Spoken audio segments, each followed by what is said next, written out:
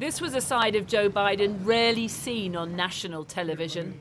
A special counsel report had cleared his handling of classified documents.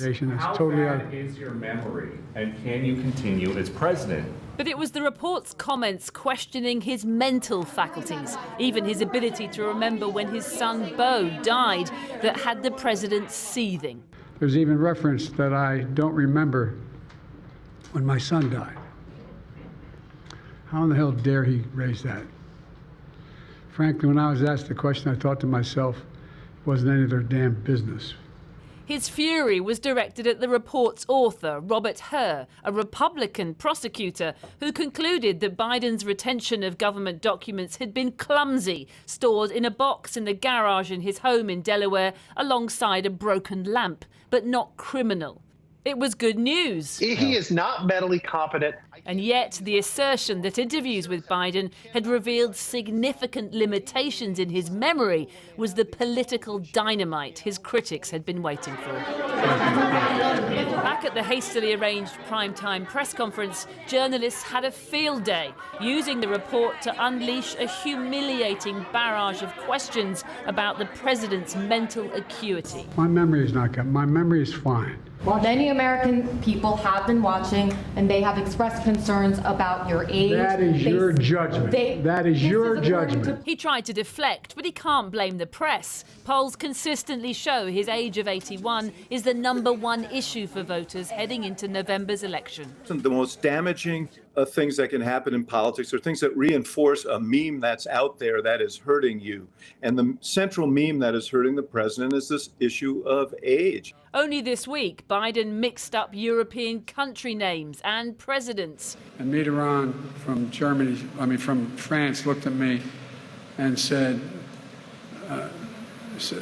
He even appeared to forget the word Hamas.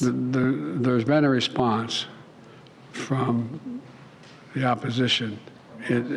Yes, I'm sorry, from Hamas.